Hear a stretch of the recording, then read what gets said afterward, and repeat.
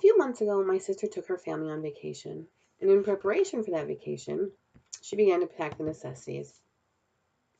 Among the necessities were a tablet for each one of her children. And this got me thinking back to my childhood, when my parents would get ready for our trips that we often took 12 to 13 hours away to go see family.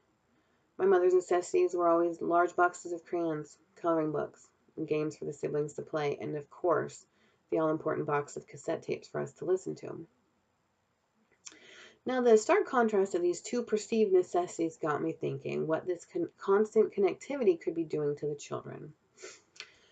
The creation of the internet happened in 1990, and it's obvious to see that it took off like wildfire.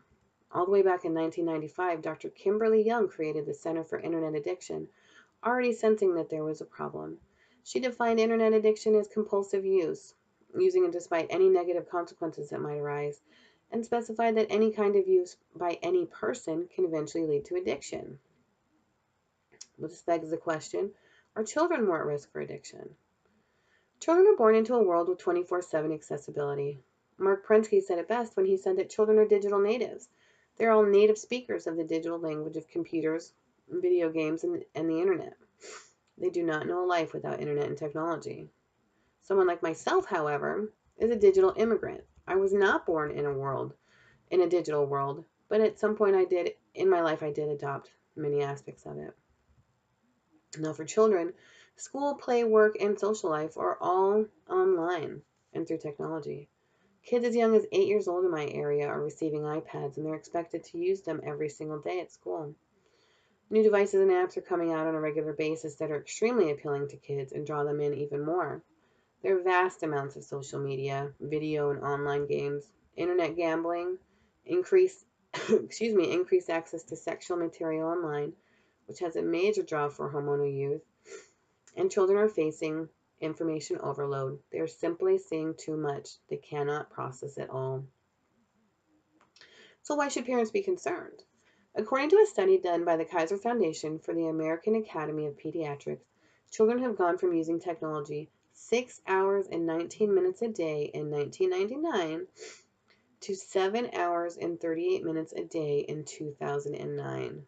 They are spending as much time in front of a screen as an adult does at their full-time job. And this is on top of everything else that a child has to do in a day with school and their extracurricular activities. So a child that overuses the internet and technology suffers emotional, cognitively, and psychological well-being. Many parents believe that having their child watch a so-called educational show will give their child a leg up when it comes to learning, when it actually is doing more harm than good. Children aren't being allowed to use their brains in the way that they were designed, and brains do not actually stop growing until the age of 25. According to Dr. Eric Sigman, who is a fellow of Britain's Royal Society of Medicine, screen time is actually impeding the development of the abilities that parents are so eagerly trying to foster through the screen. The ability to focus, concentrate, to lend attention, to sense other people's attitudes, and to communicate with them, and to build a large vocabulary are all harmed. Children develop antisocial and aggressive behaviors the more that they use the internet and technology. They're more connected than ever, but have more problems with interpersonal relationships.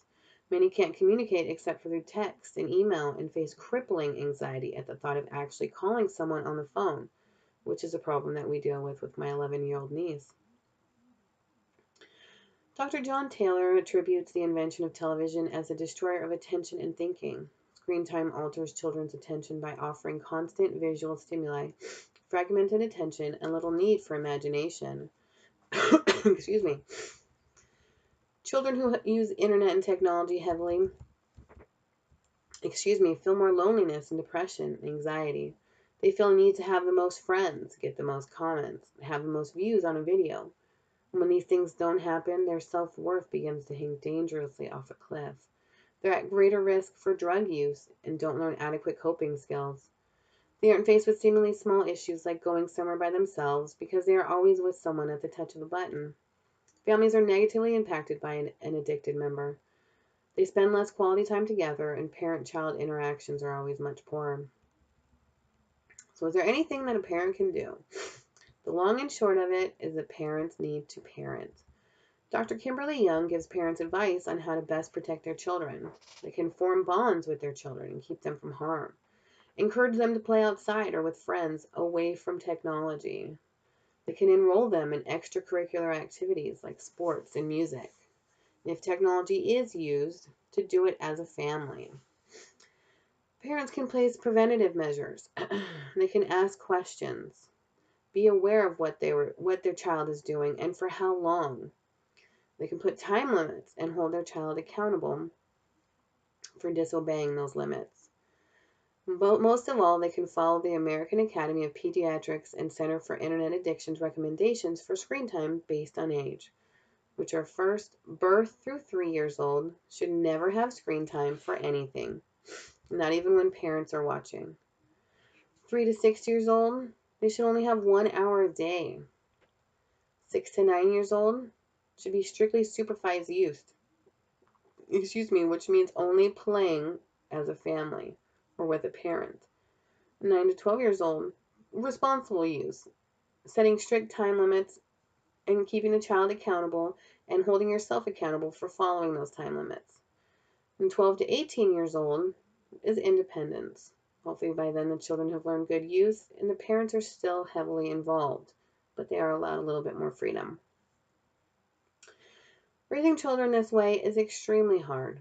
It is much easier to have a child watch shows and play video games than to struggle to keep them occupied all day.